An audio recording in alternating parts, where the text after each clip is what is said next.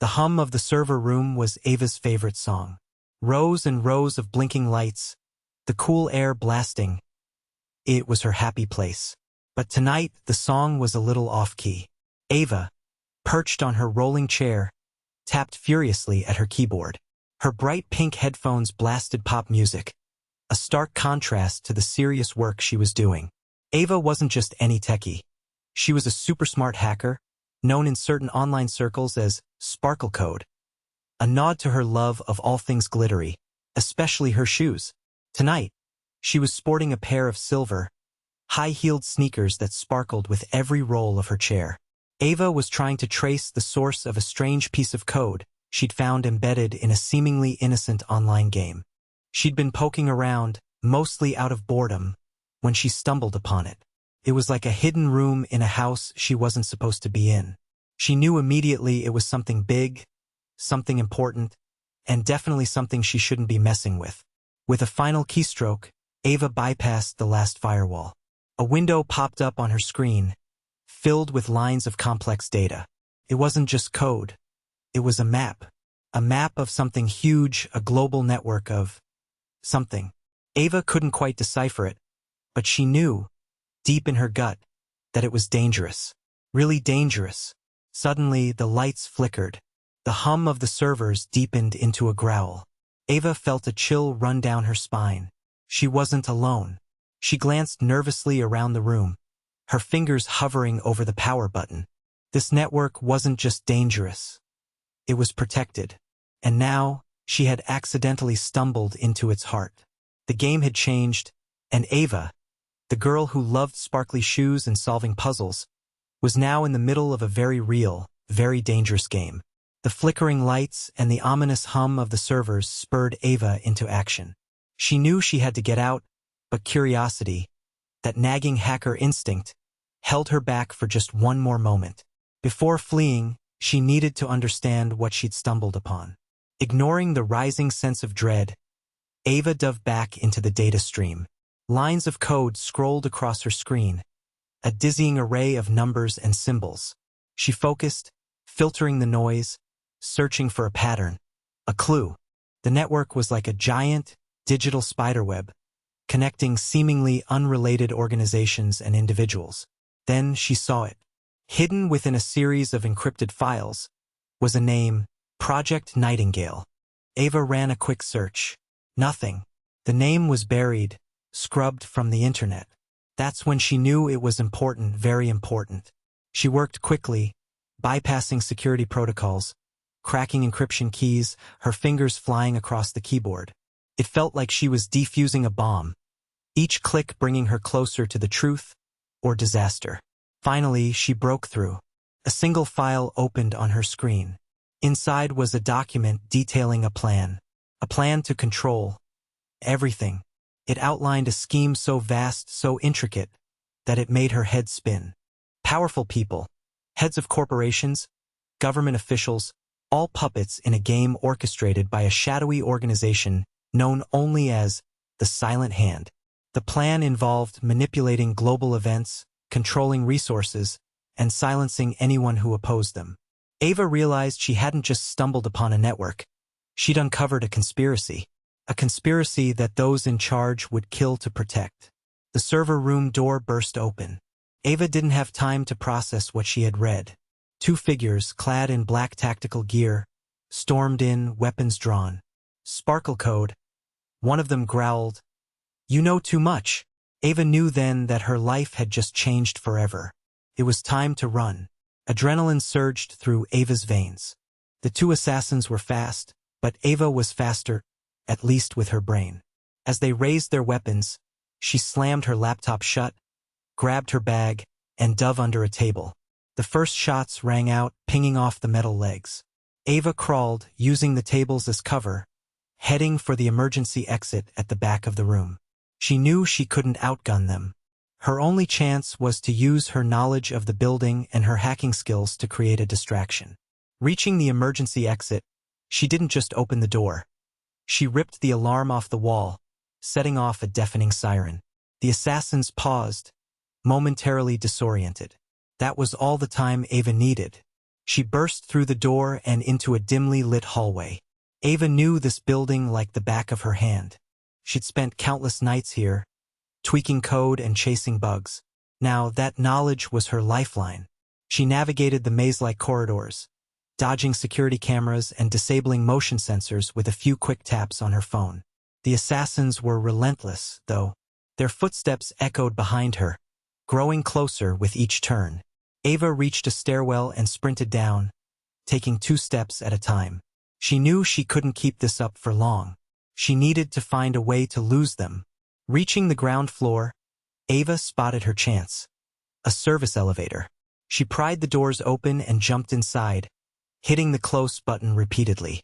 Just as the doors began to shut, one of the assassins reached the elevator, firing a shot that lodged in the control panel. The elevator lurched, then stopped abruptly between floors. Ava was trapped, but she wasn't defeated. She had escaped for now. Using a hairpin from her hair, another sparkly accessory, she managed to pry open the elevator doors just enough to squeeze through. She dropped to the ground, landing in a dark, dusty storage room. She was out of the elevator, but she was far from safe. The hunt was on. Dusting herself off in the storage room, Ava knew she couldn't stay put. The assassins would be searching the building, and it was only a matter of time before they found her. She needed help, and she needed it fast. But who could she trust?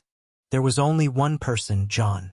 John was an old friend, a former soldier with a mysterious past and a particular set of skills. They'd met years ago at a hacking convention, an unlikely pairing, but they'd bonded over a shared love of puzzles and a mutual distrust of authority. Ava knew John was tough, resourceful, and fiercely loyal. If anyone could help her get out of this mess, it was him. But contacting John wouldn't be easy. She couldn't risk a phone call or a text message. They would be monitoring her communications. She needed to be clever. Ava pulled out her phone and opened a seemingly innocuous photo editing app. Hidden within the app was a custom-built encryption program she and John had designed together. Using the app, she created a picture, a simple image of a sparkly high-heeled sneaker. But embedded within the pixels of the image was a coded message. Nightingale compromised. Silent hand active. Need extraction. Grid 72 beta.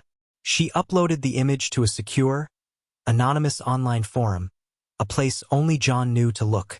Meanwhile, miles away, John, played by the ever-stoic Jason Statham, was enjoying a rare moment of peace, tinkering with a vintage motorcycle in his garage. His phone buzzed. He glanced at the screen, a notification from the anonymous forum. He knew instantly it was from Ava. He downloaded the image and ran it through the decryption program. The message flashed on his screen. His expression hardened. "Ava's in trouble," he muttered, grabbing his jacket and a well-worn duffel bag. He knew Grid 72 beta. It was a dangerous part of town, filled with shadows and secrets.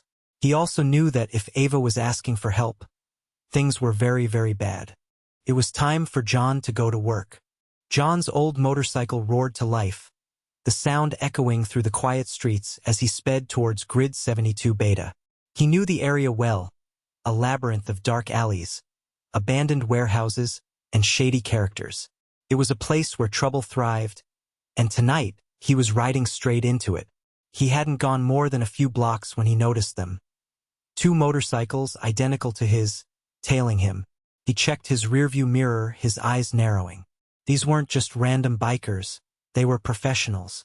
They were the first wave, sent to intercept him before he could reach Ava. John didn't hesitate. He accelerated, weaving through traffic, his motorcycle a blur of chrome and steel. The assassins gave chase, their engines screaming as they tried to close the gap. John knew he couldn't outrun them forever. He needed to even the odds. He swerved sharply into a narrow alleyway, the bikes following close behind. The alley was dark and cramped, the perfect place for a close-quarters confrontation. John slammed on his brakes, sending his motorcycle skidding sideways, blocking the alley. The assassins were forced to stop, their bikes screeching to a halt just inches from his. Before they could react, John was off his bike, moving with lightning speed. He grabbed the first assassin, yanking him off his motorcycle and slamming him against a brick wall. A quick jab to the throat, and the assassin crumpled to the ground. The second assassin drew a knife, lunging at John. John sidestepped the attack, grabbing the assassin's wrist and twisting it sharply. The knife clattered to the ground. With a swift kick to the chest, John sent the assassin flying backwards, landing hard on the pavement. He was out cold. John surveyed the scene, his face grim. This was just the beginning. He knew there would be more and they would be tougher. But he wouldn't be deterred. Ava was counting on him, and he wasn't about to let her down. He kicked one of the assassin's motorcycles over, creating an obstacle, and revved his engine, continuing his ride towards Grid 72 Beta. The mission had begun. Ava, hidden in the dusty storage room, knew she couldn't stay put. The assassins were thorough, and they wouldn't give up easily. She had to keep moving, stay one step ahead. Using her phone, she accessed the building's security system, disabling cameras and locking doors to slow them down. It was a temporary fix, but it bought her some time. She slipped out of the storage room and into the dimly lit corridors of the building. Her sparkly sneakers, usually a source of joy, were now a liability, making too much noise on the hard floor. She ripped off her shoelaces and tied them tightly around the soles, muffling the sound. Ava needed to reach Grid 72 Beta, the location she'd sent to John. But getting there wouldn't be easy. The city was a digital playground for her, but it was also a hunting ground. She knew the silent hand would be watching, tracking her every move. Using her hacking skills, she tapped into the city's traffic camera network, monitoring the streets around her.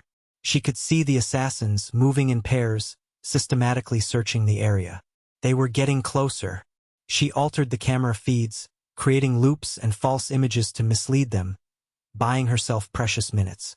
She navigated the city's underbelly, using back alleys and service tunnels to avoid detection. She changed her appearance, swapping her bright pink headphones for a plain black beanie and smearing dirt on her face to blend in with the surroundings.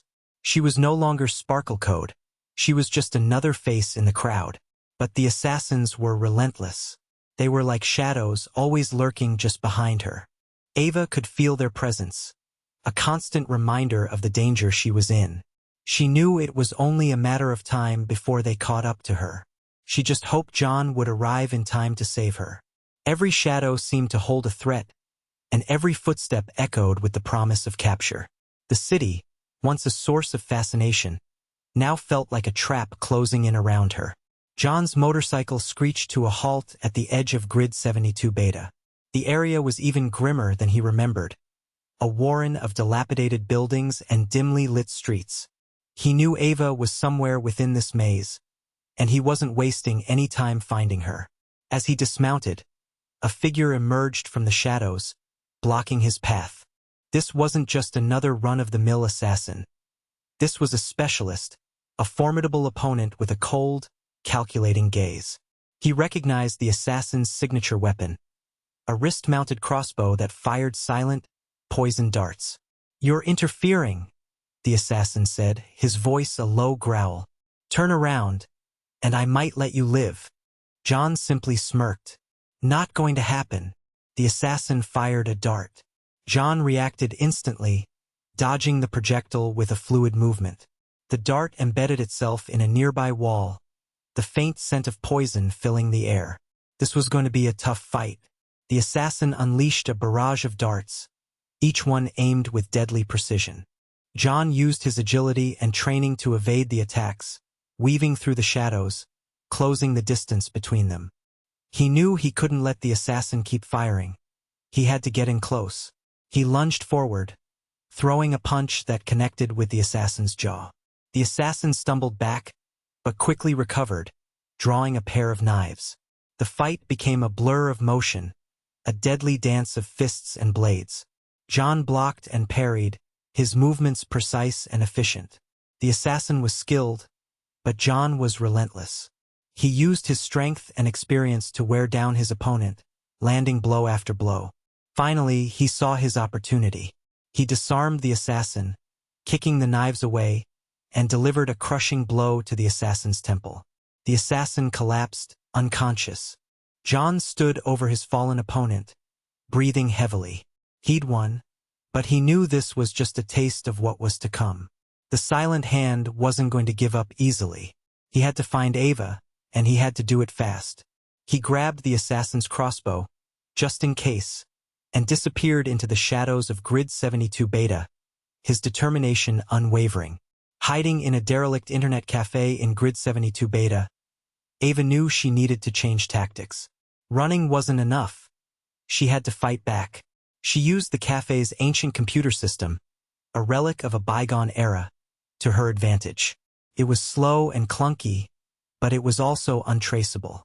She tapped into the area's power grid, rerouting electricity, creating blackouts in specific zones to disorient the assassins. She then accessed the local surveillance network, identifying the patrol patterns of the two closest assassins. They were methodical, predictable, perfect. Ava created a digital lure, a fake distress signal broadcast on a secure channel, designed to attract one of the assassins. She made it sound urgent, desperate, like someone was about to reveal secrets about the silent hand. She knew the assassins wouldn't be able to resist. She set the trap in an abandoned warehouse on the outskirts of Grid 72 Beta. She rigged the warehouse with a series of automated defenses, using her hacking skills to control the building's security systems. The doors would lock automatically, the lights would flicker erratically, and a high-frequency sound would be emitted, designed to disorient and incapacitate. As she waited, she felt a surge of adrenaline. She wasn't just a hacker anymore. She was a warrior, using her skills to protect herself. The assassin arrived, cautiously entering the warehouse, his weapon drawn. As soon as he was inside, Ava triggered the trap. The doors slammed shut, plunging the warehouse into darkness. The lights flickered, casting eerie shadows, and the high-frequency sound filled the air, making the assassin wince in pain. He was disoriented, confused. Ava watched him through the security cameras, a grim satisfaction on her face. She had bought herself some time, a precious window of opportunity to reach John. She just hoped he was getting closer. This small victory fueled her determination to expose the silent hand and protect the world from their sinister plans. Moving deeper into Grid 72 Beta, John began his own investigation, searching for any sign of Ava. He started at the last known location Ava had sent in her coded message. It was a deserted street corner, littered with trash and shadows. He scanned the area, his senses on high alert. He noticed something out of place. A small piece of sparkly fabric caught on a broken fence. It was from one of Ava's signature sparkly shoes. He knew he was on the right track. He followed the trail, his eyes scanning every alleyway and doorway. He came across a group of shady characters huddled around a fire, their faces hidden in the darkness. He approached them cautiously. "Have you seen a girl about this tall, bright pink headphones?" he asked, his voice low and menacing. The characters eyed him suspiciously, but one of them, a wiry man with a scarred face, spoke up. "Saw a girl like that headin' towards the old internet cafe. Said she was looking for a computer." John thanked the man and continued on his way. The internet cafe. That made sense. Ava would use her hacking skills to try and stay one step ahead. As he walked, he noticed a pattern. The assassins were patrolling the main streets, but they seemed to be avoiding certain areas that were controlled by local gangs. He approached one of the gang leaders, a burly woman with a shaved head and a tattoo of a dragon on her arm. "I'm looking for a friend," John said. "She's in trouble. I need your help." The woman sized him up, her eyes narrowed. "What's in it for me?" "Information," John replied. "I know who's hunting her. The Silent Hand. They're bad for business. I can help you take them down." The woman considered his offer. "All right," she said. "I'll help you, but you owe me." She pointed him towards the abandoned warehouse on the outskirts of Grid 72 Beta. They picked up one of them Silent Hand boys there, heard some strange noises. John knew then that Ava was close. He had a feeling she was the one who had trapped the assassin. He thanked the woman and headed towards the warehouse, his pace quickening. He was getting closer to Ava, and he was also getting closer to the truth about the silent hand. Approaching the warehouse, John could hear the faint high-frequency sound emanating from within. He knew Ava was inside. He cautiously approached the main entrance, his hand resting on the crossbow he'd taken from the assassin. He kicked open the doors and stepped inside, his eyes scanning the darkness. The warehouse was a chaotic scene of flickering lights and overturned crates. He spotted the trapped assassin, disoriented and groaning, lying on the floor. "Ava!" he called out, his voice echoing through the warehouse. "John?" A voice responded, coming from the shadows above.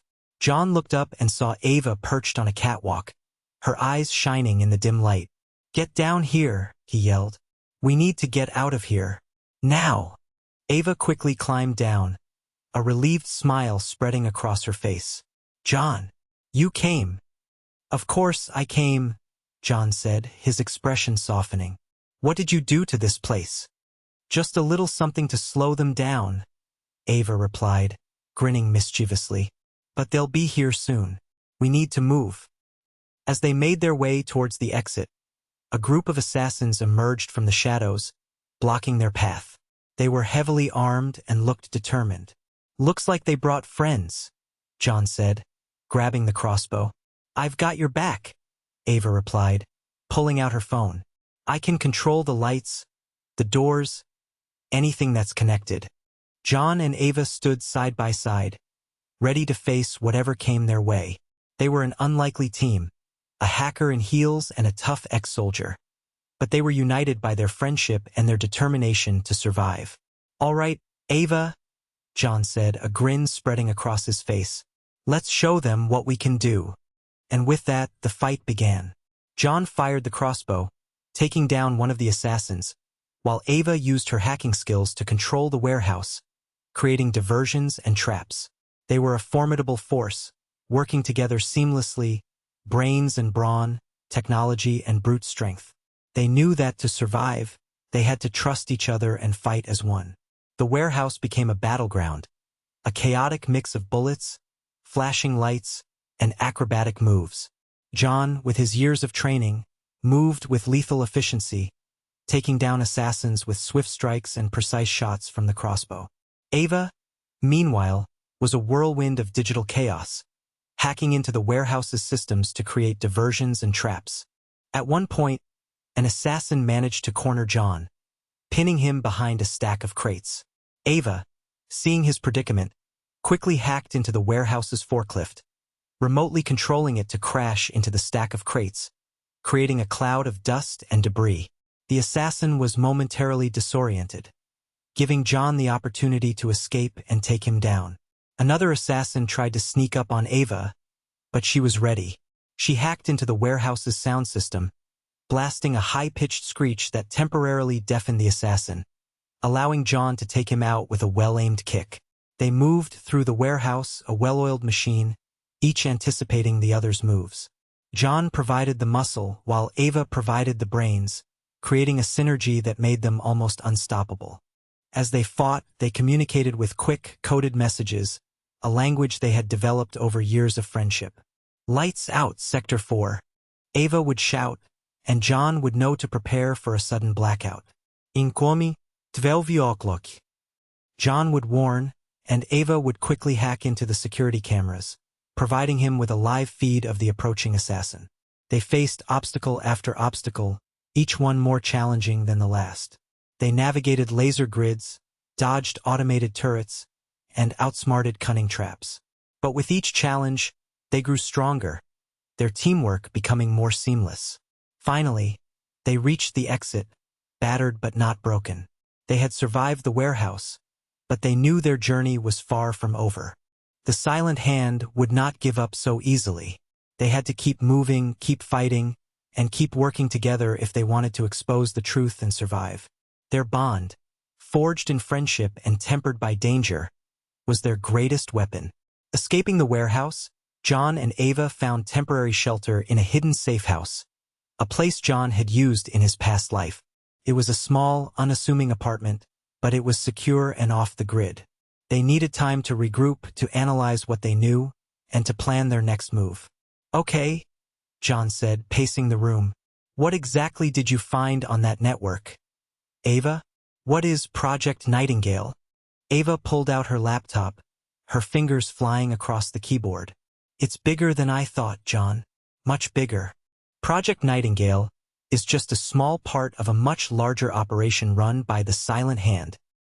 She pulled up the document she had downloaded from the network, displaying it on the laptop screen. This document outlines a plan to manipulate global events, control resources, and silence anyone who opposes them. They're using their influence to cause wars, create famines, and rig elections. They want to control the world, John. John stared at the screen, his face grim. And how are they doing this? They have agents embedded in every level of government, in corporations, in the media, Ava explained.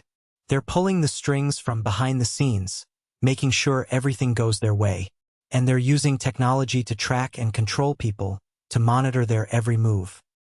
Ava showed John a map of the network, highlighting the key players and their connections. They're using social media to spread propaganda, to divide people, to create chaos. They're exploiting our fears and insecurities to control us. John ran a hand through his hair, his mind racing. So, we're fighting a ghost, he said. An invisible enemy that's everywhere and nowhere. Not exactly, Ava replied, a determined glint in her eyes. They have a base of operations, a central location where they coordinate their activities. And I know where it is. She pointed to a location on the map, a remote island in the Pacific Ocean. This is where they're running the show, John. This is where we can stop them. John nodded, his resolve hardening. Then that's where we're going. Reaching the remote island was a challenge in itself, requiring them to evade surveillance systems, sneak onto a cargo ship, and navigate treacherous waters. But finally, they arrived, landing on a secluded beach under the cover of darkness. The island was a fortress, heavily guarded and technologically advanced. Ava used her hacking skills to disable security systems and create diversions, allowing them to infiltrate the compound undetected. They moved through the facility, their senses on high alert, knowing that at any moment they could be discovered. They reached the central control room, the heart of the Silent Hand's operation. Inside, they found the leader, a ruthless and powerful figure known only as the Director.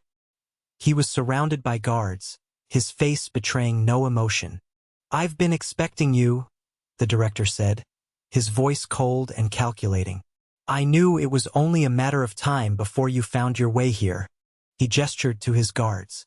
"Eliminate them." The guards moved to attack, but John was ready. He moved with lightning speed, taking down the guards with a series of swift strikes.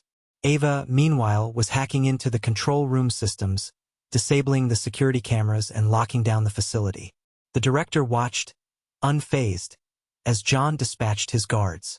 "You may be skilled," he said, "but you cannot stop what is coming.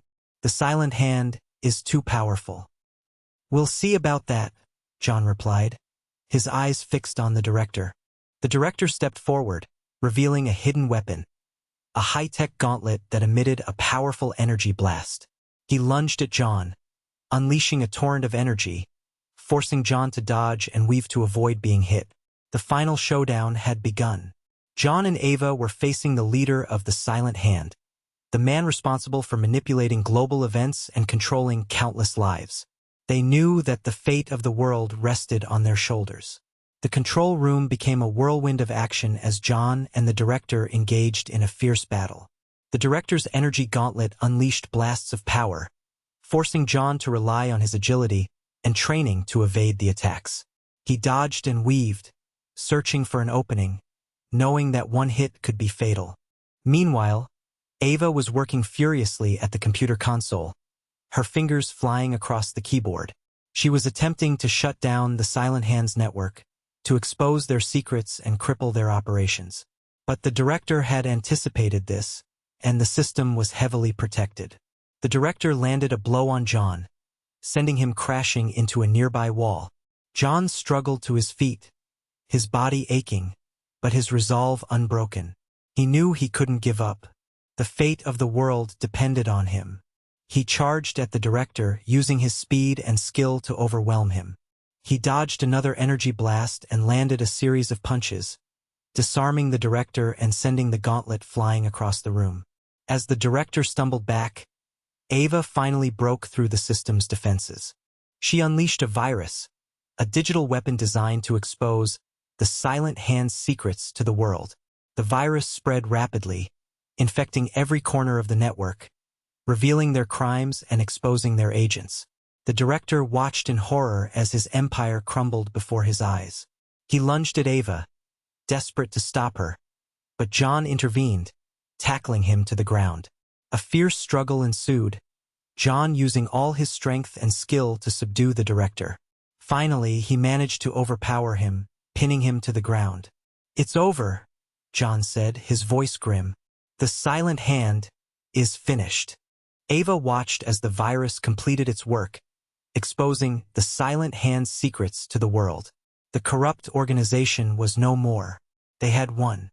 With the Silent Hand exposed and their leader defeated, the world began to change. The corrupt officials were arrested, the manipulated events were reversed, and the truth was finally revealed.